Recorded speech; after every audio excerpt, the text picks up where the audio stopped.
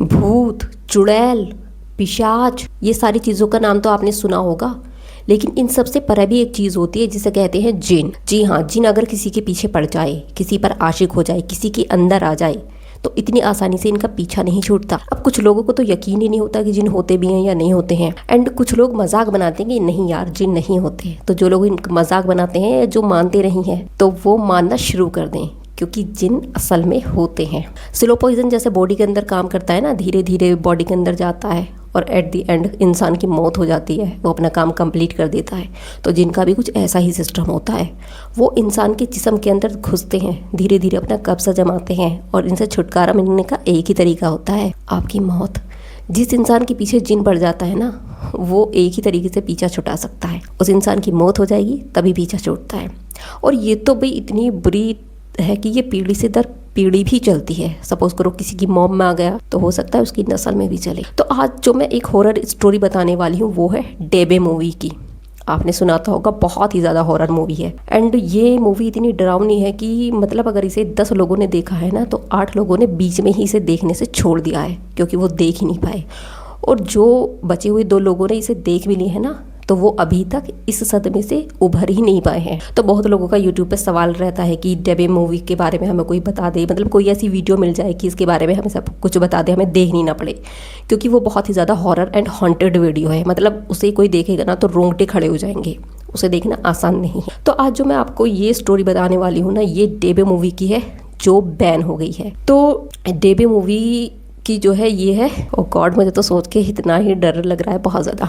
तो इसका मैं एक सीरीज़ बताती हूँ। इसमें ये होता है कि टर्की है, टर्की में एक छोटा सा गांव होता है। तो टर्की के एक छोटे गांव में एलिफ और ओमार दोनों की शादी होती है।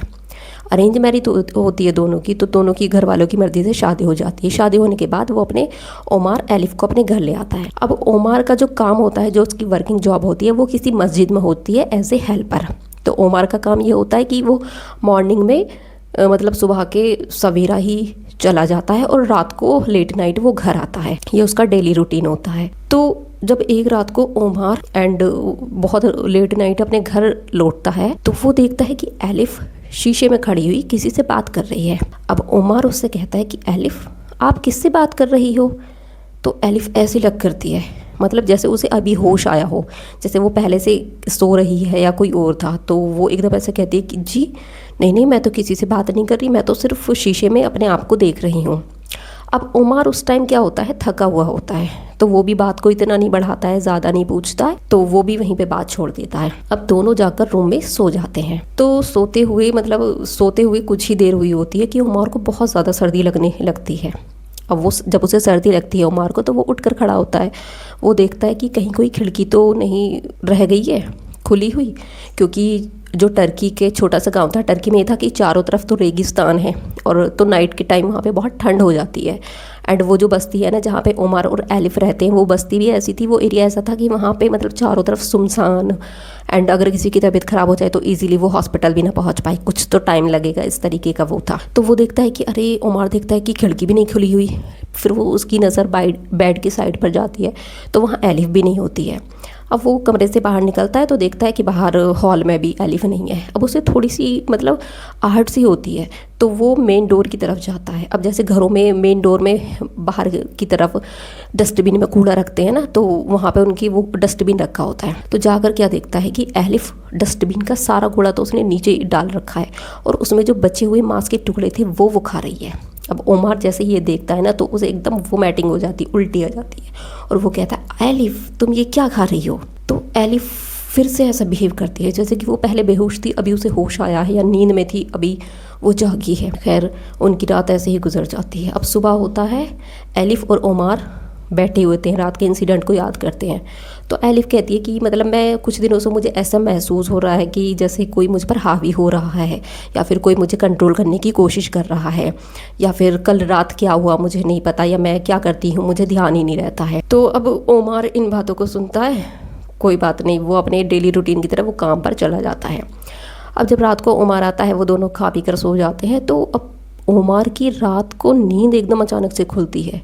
और इस बार क्या होता, ये जो नींद खुलती है ये किसी ठंडी ठंडी हवा से या फिर मतलब किसी की आवाज़ से नहीं सुनती है। इसकी जो आवाज़ सुनती है तो इस मतलब बर्तन टूटते हुए होते हैं। अब जैसे उसे आवाज़ आती है ना टूटने फूटने की, तो उसकी आंखें खुल जाती हैं। अब वो जाकर देखता है किचन में, तो एलिफ जो किचन में कांच की प्लेटें होती हैं ना, सब बर्तनों में से सिर्फ कांच की प्लेटें ज़मीन पर फेंक रही है और उन्हें तोड़ रही है। और उसके फेस पे है ना बहुत डेंजर सी अजीब सी स्माइल होती है, वो हंसती रहती है। अब ये सारी चीज़ें देख के ओमार एकदम चीखता है, तो एकदम एलिफ को फिर ऐसा बिहेव करती है जैसे उसे अभी होश आया हो। तो एलिफ कहती है कि मुझे तो पता ही नहीं चला मैं क्या कर रही हूँ क्या नहीं कर रही हूँ।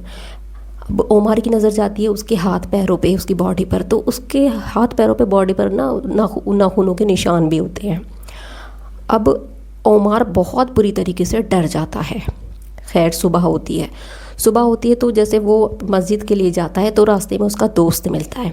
वो अपने दोस्त से सारी चीज़ें बताता है कि मेरी वाइफ के साथ ऐसे ऐसे इंसिडेंट हो रहा है। तो उसका दोस्त कहता है कि तुम है ना देर मत करो, जो मौलवी साहब है ना उन्हें जाकर बताओ। तो वो मौलवी साहब के पास जाता है, सारी चीज़ें बताता है। मौलवी साहब एग्री हो जाते हैं कि ठीक है मैं तुम्हारे घर चलूँगा।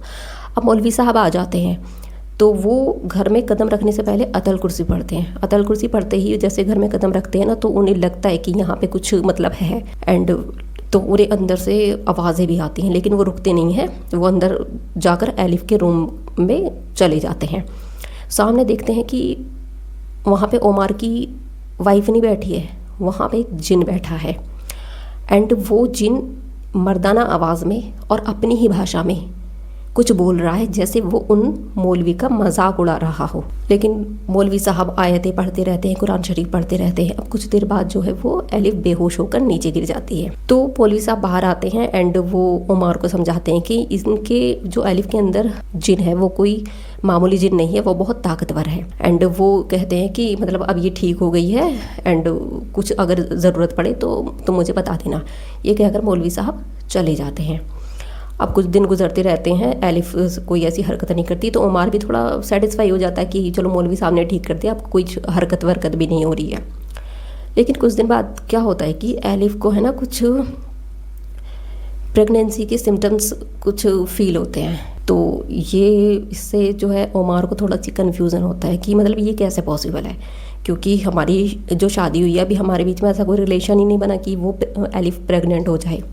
तो वो टेंशन में आ जाता है। खैर 1-2 दिन निकल जाता है तो एलिफ का डे बाय डे है ना पेट बहुत ज़्यादा बढ़ने लगता है, बहुत आगे निकल जाता है।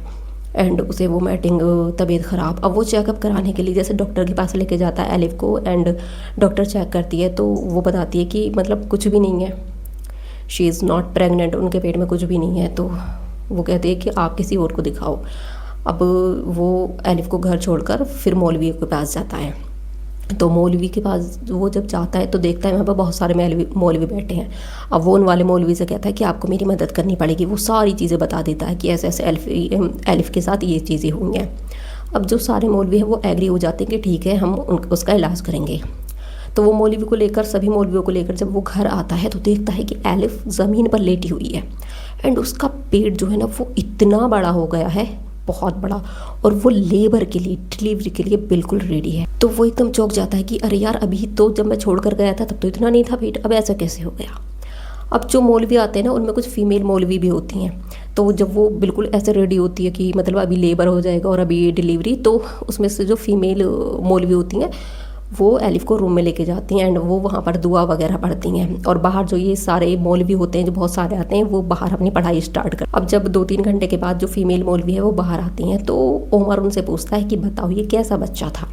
तो वो फीमेल मौलवी बताते हैं कि कोई बच्चा नहीं था। तो जो मौलवी होते हैं जो पढ़ाई करते रहते हैं वो ये बताते हैं कि जो जिन होते हैं ना वो धोखे में रखते हैं, मतलब औरत के पेट का वो इस्तेमाल करते हैं ताकि अगर कोई इनकी नस्ल पैदा हो तो ये हमारा मतलब हमारी चीज़ चलती रहे, हमारा जो श्राप है वो नस्लों में चलता रहे। अब वो झाड़ फूक करते हैं, मौलवी पढ़ाई करते रहते हैं। इधर एलिफ की तबीयत ख़राब, कभी वो उड़ रही है, कभी कुछ कर रही है, कभी कुछ कर रही है। लेकिन जब ये सारा इंसिडेंट होता रहता है तो उस टाइम उमर घर पर नहीं होता है। उमर अपने रिश्तेदारों के यहाँ पर गया होता है। अब उमर रिश्तेदारों के यहाँ पर गया हुआ होता है तो वो ये जानने की कोशिश करता है, क्योंकि मौलवी उसे ये बता देते हैं कि तुम्हारी जो वाइफ पर है ना ये किसी छोड़ा हुआ जिन है, तो टर्की में एक ऐसा रोल होता है कि मतलब जब शादी होती है ना, कोई ऐसी रस्म करनी होती है जिससे जिन वगैरह कोई हावी नहीं होते, लेकिन अगर किसी के साथ दुश्मनी होती है तो वो जिन नई नवेले जोड़े पर छोड़ देता है। तो मौलवी साहब सब बता देते हैं कि ये तुम्हारे ही किसी रिश्तेदार ने इन पर जिन छोड़ा है। अब ओमार जब ये उन पर से जिन उतार रहे होते हैं एलिफ पे से, कि एलिफ पे से तो जिन उतारना बहुत ज़रूरी है, अदरवाइज़ ये बचेगी नहीं, मर जाएगी। तो जब वो एलिफ का जिन उतार रहे होते हैं तो उस वक्त ओमार अपने रिश्तेदारों में घूमता हुआ रहता है। वो ये जानने की कोशिश करता है कि मतलब ये काम किसने किया। खैर बहुत छानबीन के बाद उसे पता चल जाता है कि उसके ही अपने चाचा बहुत टाइम से एलिफ से के पीछे थे, मतलब उसे चाहते थे। तो जब उसे ये पता चलता है तो वो अपने चाचा को ब्लैक मैजिक के जुर्म में उन्हें जेल करवा देता है। तो इधर एलिफ भी शांत हो जाती है, जिन चला जाता है, ओमार घर आ जाता है। तो मौलवी भी अपना सब कुछ मतलब उतार झाड़ फूक करके वो चले जाते हैं।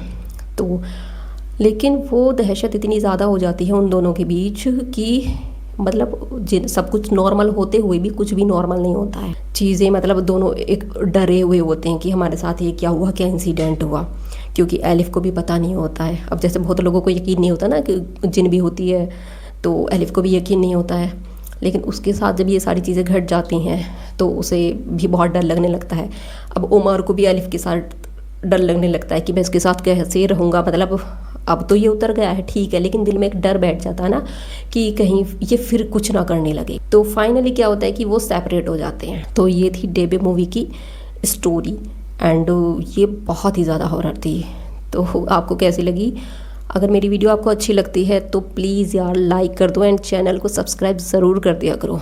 एंड ये जो मूवी थी ना, तो ये डेबे के जो डायरेक्टर थे, तो जब ये टर्की में इंसिडेंट हुआ तो डेबे के डायरेक्टर ने जब ये इंसिडेंट के बारे में सुना था तो उन्होंने बिना टाइम ज़ाया किए इस इंसिडेंट पर मूवी बना दी थी, जो बैन हो चुकी है, क्योंकि उसे देखना हर किसी के बस की नहीं है।